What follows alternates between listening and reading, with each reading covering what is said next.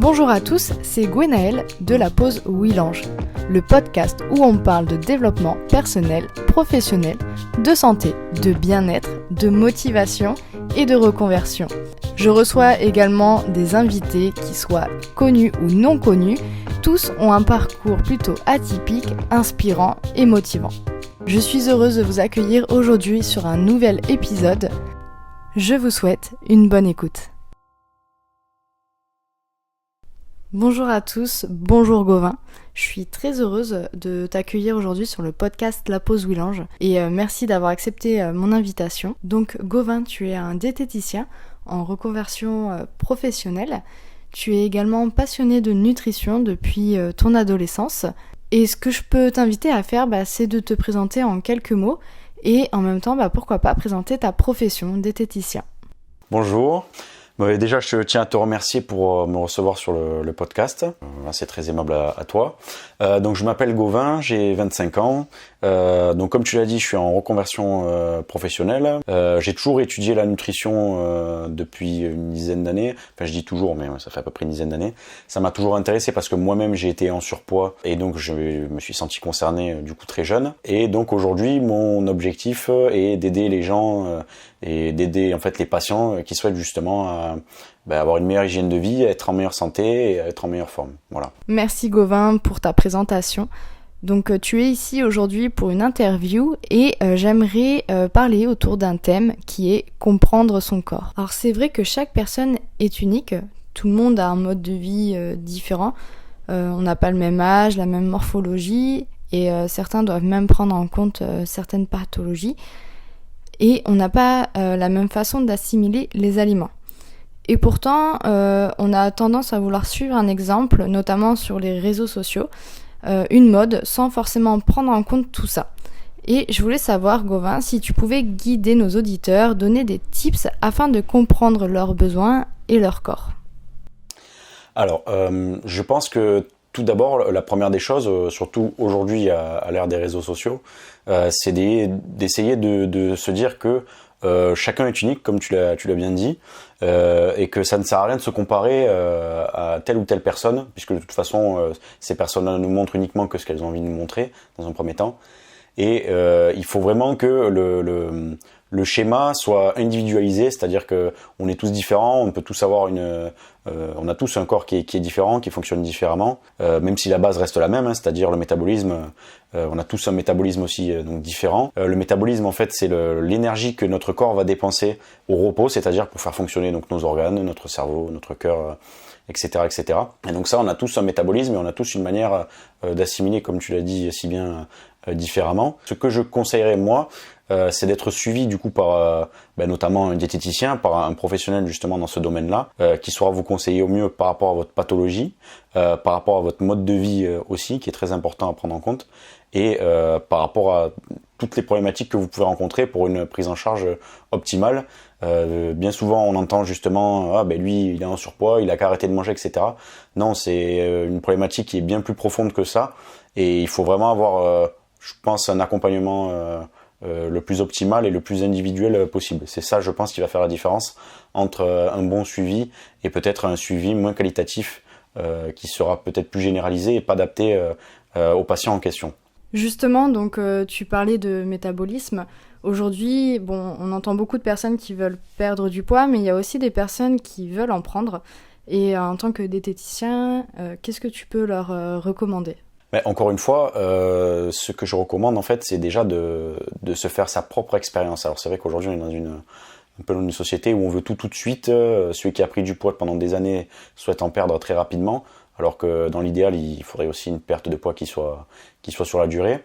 Et voilà, au-delà du suivi, il faut surtout savoir déjà calculer combien de calories on peut ingérer sur une journée. Donc le métabolisme de base en fait c'est la dépense énergétique journalière qu'on va avoir aussi avec notre niveau d'activité physique. Donc en fait il faut prendre en compte notre mode de vie, ce qu'on a l'habitude de manger au quotidien, ce qu'on fait à côté, ce qui peut nous permettre de dépenser plus de calories, comme prendre les escaliers au lieu de l'ascenseur, être un petit peu plus actif, et ce qui va faire qu'on va dépenser plus de calories. Maintenant, pour ceux qui souhaitent perdre du poids, la pierre angulaire, la base, ça va être vraiment d'être en déficit calorique. Donc la première des choses pour quand on veut perdre du poids, c'est déjà connaître sa maintenance, c'est-à-dire combien notre corps au repos dépense de calories au quotidien pour pouvoir vivre. Voilà. Et partant de cette base-là, il faut soit ajouter plus de calories si l'on souhaite prendre du poids, ou soit enlever tout simplement des calories pour pouvoir être en déficit et pouvoir perdre du poids. Et en sachant que ce soit en ajoutant des calories ou en enlevant, il faut toujours que ce soit fait sur la durée et que l'ajout se fasse progressivement, admettons de plus ou moins 10% pour une personne qui a un métabolisme à 2000 kcal par jour. L'idéal, en tout cas au début, si cette personne-là souhaite perdre du poids, par exemple, ce serait de baisser petit à petit de 200 kcal pour lui permettre justement de perdre du poids sur la durée. Et justement, comment on fait pour savoir autour de combien on tourne pour les dépenses caloriques par jour ? Alors en fait, ça c'est une formule pour calculer le métabolisme, donc il y en a plusieurs. Une qui est la plus, on va dire, connue, ou qui est le plus souvent la plus utilisée par les diététiciens, c'est la formule de Black and Hall. C'est une formule, alors il n'y a rien de bien compliqué, mais il faut... Pour les hommes et pour les femmes, c'est deux formules qui sont différentes. Et pour les adolescents également, il faut savoir qu'on va rajouter à peu près 10% en plus d'apport énergétique pour qu'ils puissent subvenir à leurs besoins et pouvoir avoir une croissance dans les meilleures conditions. Donc cette formule-là, c'est pour les hommes, donc c'est 1,083 multiplié par poids, multiplié par 0,48, multiplié par la taille, multiplié par 0,50, multiplié par l'âge, moins 0,13. Et en fait, ça va donner un résultat en mégajoules. Et il faut donc multiplier par 1000 pour avoir un résultat en kilocalories. Et ensuite, il faut diviser par 4,18 et ça te donnera en fait ta dépense énergétique quotidienne en kilocalories. Et en sachant que dans ce calcul-là aussi, lorsqu'on a ce résultat en mégajoules, on va prendre en compte le niveau, ce qu'on appelle le NAP, c'est le niveau d'activité physique.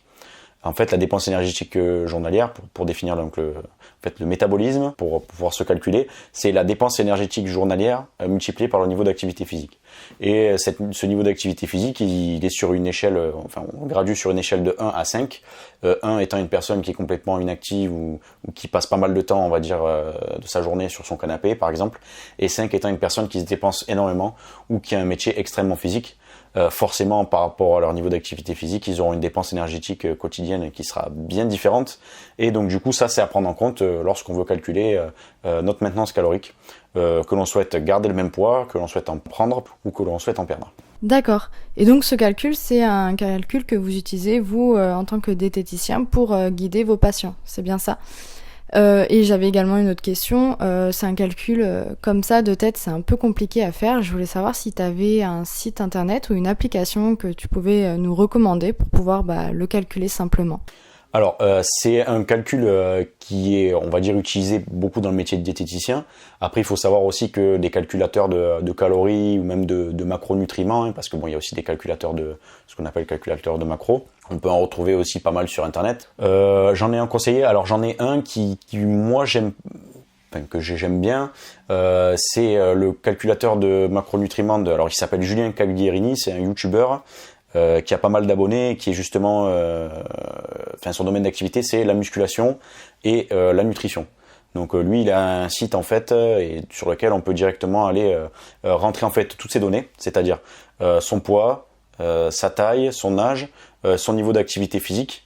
Alors c'est pas extrêmement précis, c'est pas comme si le calcul avait été posé directement, mais ça permet de se donner une idée de combien on peut dépenser de calories en une journée. Surtout quand on sait qu'on a tendance à toujours surestimer les calories qu'on dépense et toujours à sous-estimer les calories qu'on va ingérer. Voilà. Donc toujours très important de tout mettre sur un papier.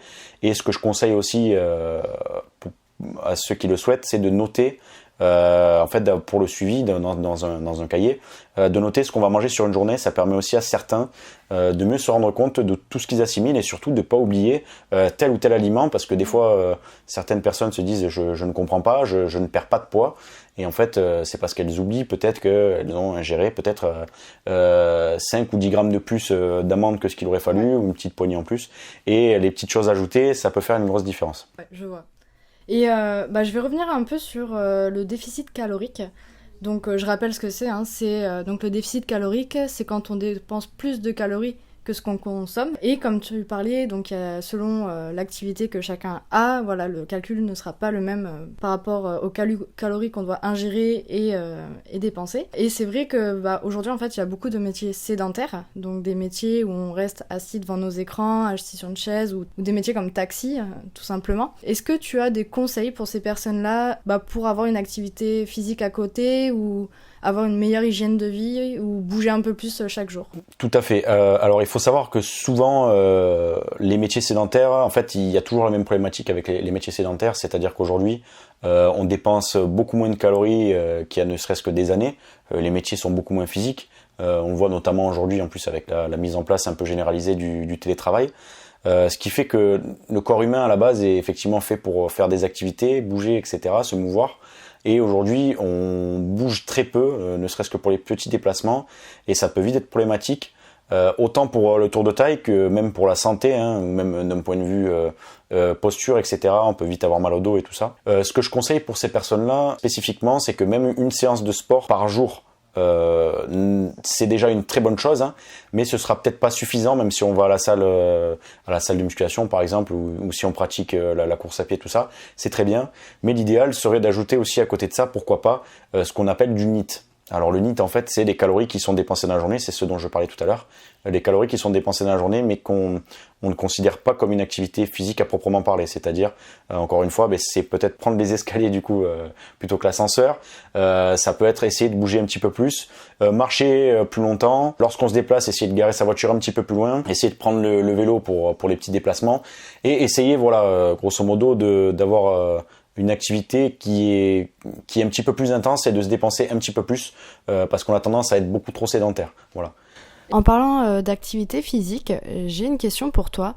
Il y a pas longtemps sur les réseaux sociaux, donc Instagram, j'ai vu passer une question qui était connaissez-vous la différence entre activité physique et un sport ? Mon idée, c'est que une activité physique, ça va être plus, par exemple, comme tu dis, prendre les escaliers au lieu de prendre l'ascenseur, ou faire le ménage chez soi. Et tandis qu'un sport, ça sera plus une activité physique qu'on fait avec un but précis, où il y a une méthodologie qui est mise en place pour atteindre un objectif ou un but précis. Est-ce que toi, tu peux nous donner cette définition et nous dire la différence entre les deux ? Oui, effectivement, une activité sportive, ça aura notamment un but, notamment dans tout ce qui est compétition, etc. En soi, la plupart des sports, qu'est-ce que c'est ? C'est simplement le corps qui bouge dans l'espace, hein, c'est se mouvoir. En musculation, c'est notamment savoir déplacer une charge ou dans l'espace, hein, tout simplement. Après, il faut savoir que je parle des diététiciens en général, mais pour moi notamment, et même dans le calcul qui est fait au niveau des calories, on prend en compte ce qu'on appelle donc le niveau d'activité physique, comme je le disais tout à l'heure, et dans le niveau d'activité physique, on a à la fois l'activité physique, donc qui est un cadre, entre guillemets, quand on conçoit que c'est un cadre sportif, donc le sport que va faire la personne, et aussi à côté de ça, on va prendre en compte ce que je disais tout à l'heure, le NEAT, donc c'est par exemple si la personne a tendance à marcher 30 minutes par jour, on va rajouter en fait dans notre calcul de niveau d'activité physique, comme je disais tout à l'heure ça va de 1 à 5, on va rajouter par exemple 0,3, parce qu'on va considérer que l'effort physique qui a été fourni, il correspond à telle échelle sur l'échelle qu'on a nous. Et ceux qui sont à 5 sur l'échelle, est-ce que souvent c'est des professionnels ou nous, personnes non professionnelles dans le sport ou autre, est-ce qu'on atteint cette échelle de 5 ? Alors, je pense qu'il faut resituer aussi. Alors déjà, tout ce qui est, il y a professionnel et non professionnel. Donc professionnel, on va dire tout ce qui est professionnel du sport, ceux qui font du sport en compétition, etc. Admettons les gymnastes par exemple, qui sont amenés à faire 3 heures, 4 heures des fois de sport par jour. Oui, bien sûr, ils sont largement à 5 et c'est pas forcément bien. Mais après, c'est dans un cadre très particulier, sportif, etc. Et très suivi de très près. Et là, l'alimentation joue vraiment un rôle clé pour pouvoir les accompagner au mieux. Mais on sera plus dans une optique de pallier aux carences, entre guillemets, qu'il peut y avoir, tellement l'activité physique est intense, en fait. Après, si on prend l'exemple alors des professionnels non sportifs, ça peut être le cas, comme je disais tout à l'heure, d'un maçon, par exemple, ou d'un pompier, où on va vraiment être dans un niveau d'activité physique très intense. Mais voilà, après ça dépend, c'est comme je disais depuis tout à l'heure, c'est vraiment individualisé parce qu'il y a des maçons qui vont faire leur métier, etc. Ils vont dépenser beaucoup plus de calories que quelqu'un de sédentaire. mais une fois qu'ils ont fini leur journée, ils vont être un peu plus inactifs. Tandis que d'autres vont continuer à être actifs, etc. Donc ce qui prime vraiment, c'est l'individualisation pour chaque personne. Voilà. J'avais également une autre question pour toi, Gauvin, sur la thématique de comprendre son corps. Aujourd'hui, on sait que tout le monde a déjà expérimenté, je pense, un régime, mais on parle aussi de plus en plus d'alimentation intuitive, donc c'est-à-dire manger en pleine conscience, ne pas avoir de restrictions, pas de régime particulier, pas de programme à suivre. Mais donc dans ce cas de figure, on se concentre surtout sur ses besoins, manger quand on a faim et se recentrer sur ses sensations. Je voulais savoir ce que tu en penses et quels conseils tu pouvais donner sur cette méthode alimentaire. Écoute, moi je pense que en fait la problématique notamment aujourd'hui avec les réseaux sociaux, c'est que le fait justement de parler un peu de cette alimentation intuitive, certains disent aussi la diète flexible, etc. La problématique, c'est que je pense encore une fois, il faut l'individualiser et voir si ça peut convenir à la personne. Je pense que l'important, donc dans un souci aussi de santé, au-delà du poids ou de l'apparence physique, c'est vraiment d'être cohérent, d'avoir un mode de vie qui est cohérent. Et c'est pour ça que je conseille toujours aux gens, non pas des régimes, parce que pour moi le régime c'est une connotation de restriction, et les gens se disent toujours qu'ils vont faire un régime sur 1 mois, 2 mois, 3 mois pour certains, voire moins, et après ils vont reprendre leur mode de vie habituel et tout va rester tel quel, quoi. Ils vont continuer à garder la forme, etc. Ouais. Alors que non, l'objectif ce serait vraiment d'amener les gens vers une éducation alimentaire, d'apprendre à avoir une alimentation équilibrée, à rééquilibrer son alimentation.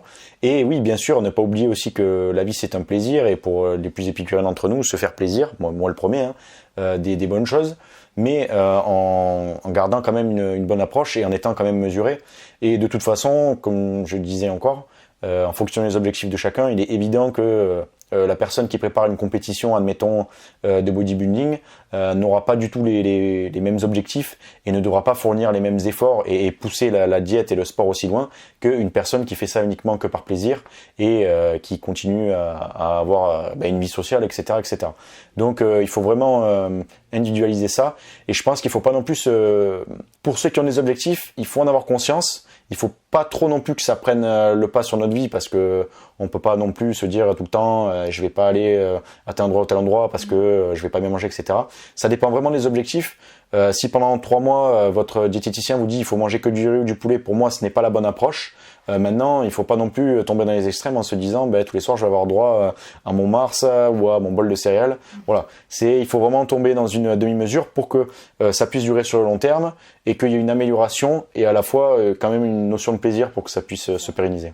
J'ai aussi une question tout à l'heure qui m'a traversé l'esprit, je sais pas si tu vas savoir y répondre.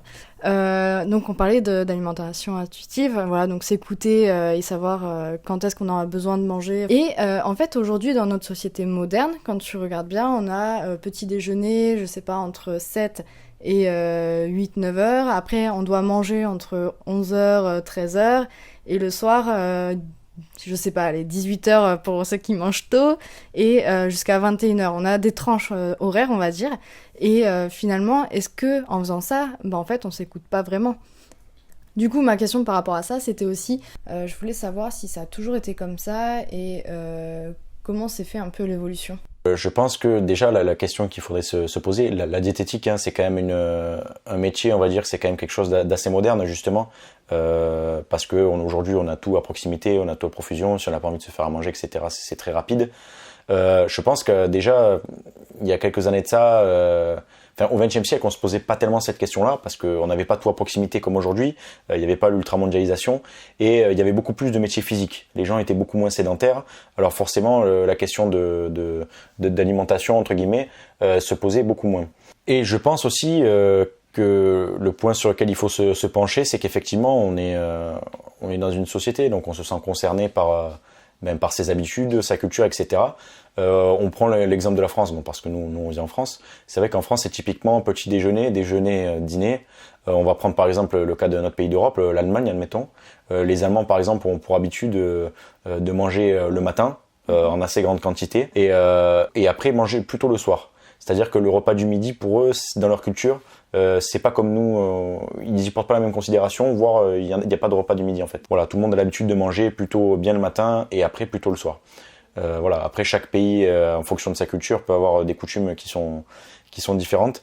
Mais oui, il faut pas hésiter, surtout pas, hein, à sortir un peu de ces cases dans lesquelles on se met aussi au niveau culture, et de se dire que si on se recentre réellement sur soi, il faut se dire à quel moment on a décrété qu'il fallait prendre 3 repas par jour. Surtout dans notre société actuelle où on se dit on est beaucoup plus inactif qu'actif finalement. Là où je suis d'accord dans l'alimentation entre guillemets intuitive, c'est que là où je pense que c'est pertinent, c'est quand on arrive à se recentrer sur soi et avoir un ressenti. La personne qui n'a pas faim, elle n'est pas censée manger en soi. Bon, après on en a fait autre chose, hein, les repas c'est un moment convivial, ça permet de se retrouver en famille, etc., etc. Mais il faut vraiment se demander au plus profond de soi, est-ce que je mange parce que c'est par habitude, est-ce que c'est parce qu'on a instauré ça entre guillemets et que c'est un peu un rituel aussi, parce que pour certains il faut savoir que le repas c'est vraiment peut-être le seul moment de la journée où on peut se retrouver. Et puis nous aussi, hein, quand on fait des repas de famille, etc., c'est assez sacré. Mais voilà, il faut se recentrer et ne pas hésiter. Moi, le premier, il peut m'arriver, il y a des jours, je me dis, voilà, j'ai pas faim au petit déjeuner, et ben je vais pas manger mon petit déjeuner. Tu vois, donc, moi, c'est pareil. Il y a des matins, je me lève, j'ai pas forcément envie de déjeuner, j'ai pas d'appétit, mais je vais quand même me forcer à manger quelque chose parce que je me dis, sinon, je vais avoir faim à 10h ou je vais pas avoir d'énergie. Donc, je me force un petit peu à manger en quelque sorte, alors que finalement, peut-être que j'en ai pas besoin. Alors, tout à fait. Alors après, c'est comme toujours, en fonction de toute proportion gardée. Le maçon qui n'a pas fait le matin, je lui conseillerais quand même de manger parce que par rapport à l'activité physique qu'il va devoir produire, l'énergie qu'il va dépenser, ce serait quand même plus pertinent pour lui, pour pas avoir de carence, etc. Maintenant, quelqu'un qui effectivement est assez sédentaire, il n'a pas évidemment pas les mêmes besoins, donc il n'est pas forcément obligé de jeûner le matin. Il y a aussi c'est un peu ce dialecte qui dit il faut manger comme un roi le matin, manger comme un prince le midi et manger entre guillemets un peu comme un pauvre le soir. Bon, ça c'est pareil, tout est une question de total calorique sur la journée. La seule différence qu'il va y avoir, c'est que si vous vous mettez à beaucoup manger le soir, vous allez avoir plus de mal à digérer, la digestion va vous peser, du coup vous allez avoir peut-être un petit peu plus de mal à vous endormir, vous allez avoir un sommeil moins qualitatif et donc moins bien récupéré. Mais voilà, après il y a beaucoup de mythes qui entourent un peu tout ça.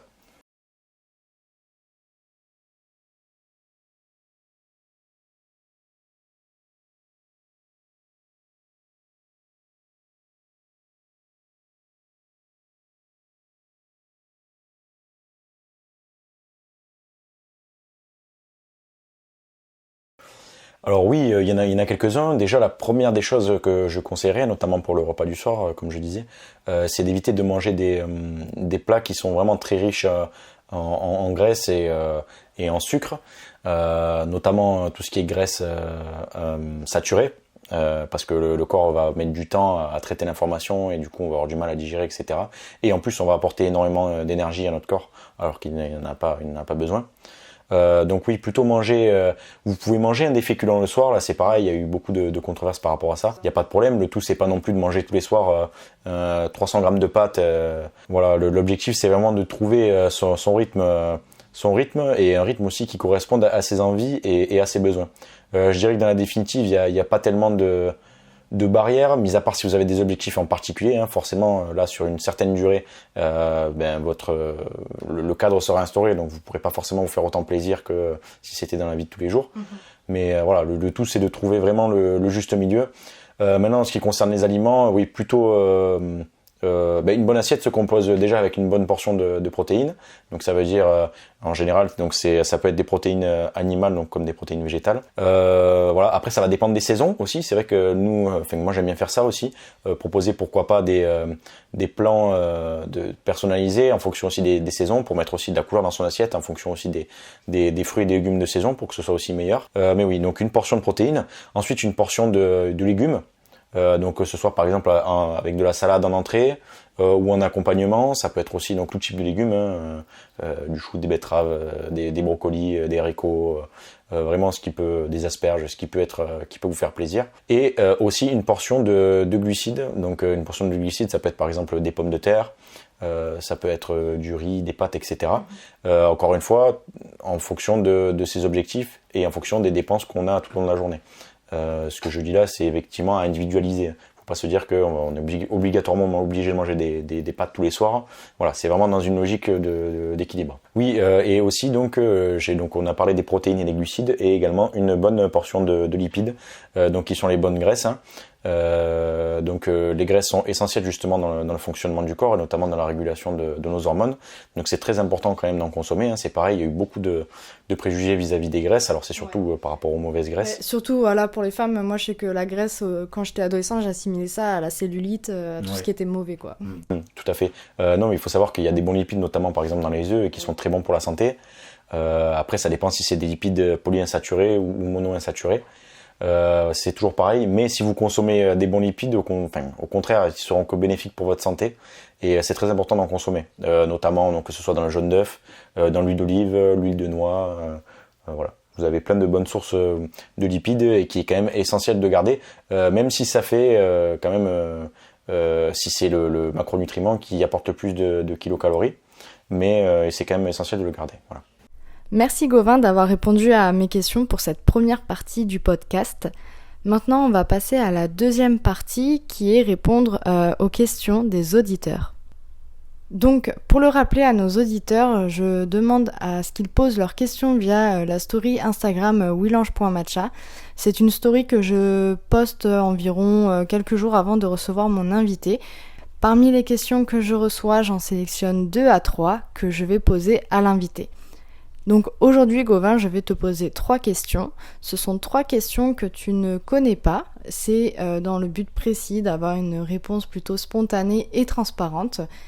Et donc, on va commencer tout de suite par la première question. Donc c'est une question de Loïc qui demande quelles sont les études pour devenir diététicien. Alors, il y a plusieurs voies pour devenir diététicien. Donc la voie que moi donc j'ai faite, donc c'était un BTS diététique sur 2 ans. Moi, je l'ai fait à distance via un organisme de formation, mais il est tout à fait possible de le faire donc par une école, un cursus assez classique. Ensuite, il y a le DU, donc c'est un diplôme universitaire génie biologie, option diététique, qui permet également d'être donc diplômé en tant que diététicien et donc de pouvoir exercer après. Voilà, en toute légalité, de pouvoir avoir son cabinet. Et il y a également aussi derrière, pour ceux qui veulent continuer, donc la licence et les masters après en nutrition. Donc deuxième question maintenant, Gauvin, qui a été posée par Pilar, c'est comment est-ce qu'on peut remplacer le sucre dans les pâtisseries ? Alors c'est une très bonne question. Aujourd'hui, donc c'est vrai qu'on peut trouver plus de recettes qu'il y a quelques années. Disons que dans l'idéal, ce serait remplacer le sucre blanc par, pourquoi pas, de la compote. Ça peut être aussi, suivant certains cas, de l'aspartame. Alors là, c'est pareil, il y a eu un petit peu de controverse vis-à-vis de l'aspartame. En fonction de ce que vous consommez, si c'est pas non plus dans des proportions délirantes, y a pas de souci. Et sinon, vous pouvez continuer à utiliser du sucre blanc en moindre quantité, ou également sinon du sucre roux, qui sera aussi tout aussi efficace, pourquoi pas que... Moi, pour ma part, par exemple, je remplace aussi le sucre par du miel. Oui, c'est une très bonne alternative. Je sais que ça se fait alors de plus en plus aujourd'hui, notamment je vois ça dans certaines boissons dont je vais pas citer la marque, mais qui est une boisson très connue avec des bulles et donc une personne donc que je connais veut créer sa marque, et le principe justement c'est de faire la même boisson mais en remplaçant le sucre par du miel, et je trouve que c'est une très bonne alternative parce que le miel a beaucoup plus de vertus que le sucre de table qu'on peut retrouver entre guillemets en grande quantité dans les pâtisseries classiques. Maintenant, je reviens aussi par rapport à la compote. L'idéal, c'est non plus de pas en abuser, c'est-à-dire que la compote à la base c'est fait avec des fruits. Les fruits sont composés donc de fructose, en fait c'est le sucre des fruits. Et si vous en consommez pareil en trop grande quantité, ce sera pas bénéfique pour votre santé. Ce sera très compliqué. Votre corps en fait, quand il reçoit du fructose, il met beaucoup de temps à le digérer. Et ça le fait travailler énormément, et à terme pareil ça peut créer des pathologies comme ce qu'on appelle le foie gras, la stéatose hépatique. Donc voilà, c'est encore une fois, c'est toujours dans de bonnes proportions. C'est ça. Mais moi tu vois par exemple, maintenant j'achète que des compotes sans sucre ajouté. Oui.